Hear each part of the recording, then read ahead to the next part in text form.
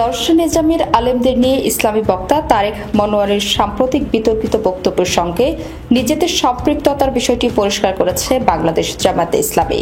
দলটি বলছে, ইসলামী বক্তার বক্তব্য সম্পূর্ণ তার নিজস্ব। এর দায় জামায়াতে ইসলামের উপর চাপানোর চেষ্টা দুঃখজনক ও অনভিপ্রেত।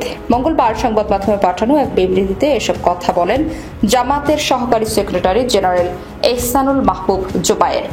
বিবৃতিতে তিনি বলেন, কয়েকদিন আগে সিরাতুন নবী মাহফিল উপলক্ষে আয়োজিত এক ঘরোয়া আলোচনায় দর্শে নিজামের আলেমদের জড়িয়ে বক্তব্য দিয়েছেন মাওলানা তারেক মনোয়ার। এই বক্তব্য সম্পূর্ণ তার নিজস্ব।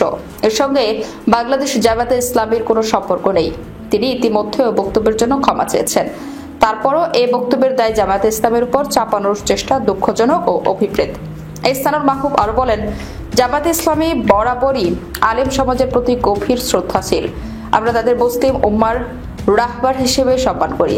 তারা যুগ যুগ ধরে জাতিকে সঠিক দিক নির্দেশনা দিচ্ছেন এবং ইসলামের আলো ছড়িয়ে দিয়েছেন।